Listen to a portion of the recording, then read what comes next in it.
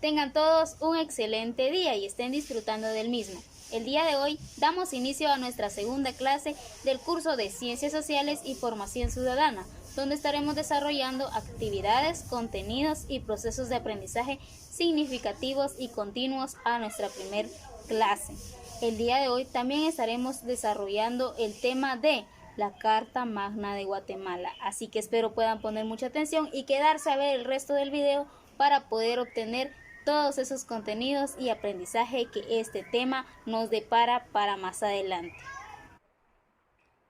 Para iniciar desarrollaremos nuestro plan de clase para el día de hoy. Nuestro tema a trabajar es la Carta Magna de Guatemala y lo realizaremos a través de la explicación del tema con ejemplos, videos e imágenes que nos darán un mayor acceso a los conceptos más importantes y oficiales de nuestro contenido. Y lo evaluaremos al finalizar la clase con un test de conocimientos, un juego de imágenes y palabras, en donde el estudiante tendrá toda la libertad de poder realizarlo según los conocimientos adquiridos durante el desarrollo de la misma. Esta serie de preguntas serán de manera dinámica y muy divertida para su aprendizaje y autoformación. Como dije en nuestro plan de trabajo, desarrollaremos el tema de la Carta Magna de Guatemala. Y para empezar vamos a definir cuál es la Carta Magna. Si nos damos cuenta, las cartas magnas son aquellos documentos oficiales que nos van a permitir conocer todos aquellos contenidos constitucionales, leyes, reformas, derechos y que van a regir a nuestra nación, en este caso a Guatemala. Así que más adelante estaremos viendo un video en donde nos represente artículos, contenidos y conceptos que nos van a demostrar de manera gráfica y específica el desarrollo específico de este tema. Hola, ¿qué tal? Bienvenidos a la cápsula del tiempo del derecho en la Carta Magna. Antes de hablar de la Carta Magna en sí, veremos de dónde surge y cómo es que lo hace. En el año de 1215, el rey de Inglaterra, Juan I, o también conocido como Juan Sin Tierra, quien fue sucesor de su hermano Ricardo Corazón de León, tuvo que lidiar con la sublevación de los nobles de su reino. Ricardo y Juan frecuentemente aumentaban y cambiaban los impuestos para financiar su guerra con Francia y recuperar la arcas por las cruzadas realizadas por su hermano. Ante la impopularidad que se causó, se dice que los nobles amenazaron al rey para que redactase un documento donde se consideraran ciertas garantías y certezas para que los nobles y acabar con la arbitrariedad del rey. Este documento se conoce como la Carta Magna, la cual contenía una serie de garantías sobre los que se encontraba la protección de derechos eclesiásticos, la protección a los varones contra las determinaciones ilegales, acceso inmediato a la justicia y limitación a las tarifas caudales a favor de la corona, entre otros. El acuerdo no duró mucho, ya que la Carta Magna fue sellada por Juan I el 15 de junio de 1215. Inclusivemente, al darse incumplimientos, el Papa Inocencio III determinó su anulación el 24 de agosto de 1215, lo que provocó lo que se conoce como la Primera Guerra de los Varones en Inglaterra,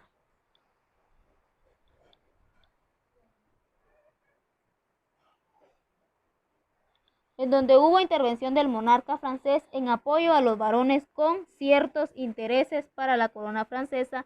A la muerte del rey Juan I en 1216, el sucesor de la corona, Enrique III, volvió a promulgar el documento con algunos cambios para usar como un tratado de paz, dando por terminada la Primera Guerra de los Varones de 1217. El documento se considera de gran relevancia al ser el primero en construir una marcada delimitación al poder del Estado, documento que incluso es de uso de inspiración para la redacción posterior de la Constitución de los Estados Unidos. Es por parte de este suceso que surge también la de los demás estados, ya que una de las funciones del constitucionalismo es delimitar el poder del Estado. Nuestro tema es la Carta Magna de Guatemala, pero para saber por qué o cómo es que se llama Carta Magna es necesario conocer su historia, así que vamos a ver un poco de esta. La Carta Magna de Guatemala no surgió en Guatemala. Como nos dimos cuenta en las gráficas anteriores, surgió en España en 1215. ¿A base de qué? Se dio una firma por la presión que sentía el rey Juan I, que lo obligó a crear un documento que oficializara todos los movimientos, constituciones y derechos que se le iban a dar a su pueblo. ¿Eso por qué? Porque el rey promulgaba y subía los impuestos para poder financiar la guerra con los españoles. Entonces por eso él fue obligado por sus nobles y por el Papa a firmar o a crear un documento. Ahí nació la Carta Magna, anteriormente conocida como la Carta de las Libertades, que fue la primera que surgió en esa fecha. Además de esa Carta Magna, en 1823 fueron creadas bases, con el apoyo norteamericano, fueron creadas bases constitucionales que permitieron escribir o regir una base realmente rígida para que todas las demás naciones se pudieran guiar de esta. Esto con el fin de que tuvieran un fundamento para poder crear las demás constituciones que como hoy lo conocemos, pero anteriormente se conocían como Carta Magna de cada estado. Era la ley fundamental y de ende era la primer ley y ninguna otra ley podía regir sobre esta ley, porque era la ley constitucional que iba a regir tanto a los ciudadanos como a los gobernantes. Además de esto, pasamos a la historia de la Carta Magna de Guatemala. Ya conocimos de que se creó fuera de Guatemala, pero que también pertenece a nuestro estado. Se dice que nuestras cartas magnas empiezan desde 1876, en donde estaba el gobierno de Justo Rufino Barrios, quien creó el primer documento constituyente para nuestra nación. Esto se dio de diferentes formas debido a que Guatemala siempre ha surgido con una constitución política rígida, a diferencia de México o Estados Unidos, que tienen una política o una carta moderna que lo van intercambiando a base de audiencias, a base de fiscalizaciones que generan diferentes aspectos para diferentes tipos de estado. En cambio, Guatemala tiene, o le podemos llamar, carta rígida, porque no se cambia. Más adelantito vamos a ver cuál fue la última modificación de nuestra Carta Magna. En el gobierno de Justo Rufino Barrios, les decía, fue creada o fue la primera modificación de nuestra ley constitucional, la Constitución Política de la República de Guatemala. Luego, en 1944, cuando cayó Jorge Ubico, fue avalada, es decir, que fueron dando más modificaciones durante este transcurso de los gobiernos o de los organismos judiciales del estado. Después, más adelantito, en 1956, hubo un golpe de estado en Guatemala. ¿Qué ocasionó esto? Que nuestra Constitución Política de Guatemala surgieran otros cambios y hubieran otras modificaciones que se fueron acomodando con la que ya se había hecho anteriormente, y para que en 1985 fue avalada realmente por la Asamblea Constituyente de la Nación, nuestra Carta Magna, como hoy en día la conocemos, Constitución Política de la República de Guatemala. Después de eso, ya no surgieron más modificaciones para nuestra Carta Magna. Seguía rigiendo con los mismos aspectos que se habían puesto en esta fecha, cuando fue la firma de la Asamblea Constituyente. Pero no ahí se quedó la que actualmente conocemos como la Constitución Política de la República de Guatemala, sino que en 1993 tuvo la última modificación en cuanto a su estructura en base de los 3 poderes del Estado. Tuvo su última modificación y hoy en día ya conocemos todos los artículos y capítulos que nuestra Carta Magna o Constitución Política de Guatemala contiene. Continuamos con las características de nuestra Constitución Política de Guatemala o nuestra Carta Magna. Una de las características es la evolución de su nombre. Después de haberse llamado Carta de las Libertades o Carta Magna, surge con el nombre de la Constitución Política de la República de Guatemala. Este es uno de los sinónimos de su título inicial, nacido en Inglaterra. También vemos el segundo aspecto muy fundamental, que es la característica o el sinónimo de su nombre, que es, como les decía, la Carta de las Libertades. ¿Por qué? Porque esto promulgó libertad hacia los ciudadanos que dependían directamente de un Estado y que vino a disminuir el poder sobre los mismos gobernantes por parte de los gobernadores. El tercer aspecto es que es una ley fundamental del Estado. ¿Por qué? Porque este rige a el Estado desde los organismos ejecutivos, judiciales y políticos hasta los subordinados como los que han sido gobernados, en este caso los habitantes de la nación de Guatemala. Estos son los sinónimos y características de la evolución del título de nuestra Carta Magna.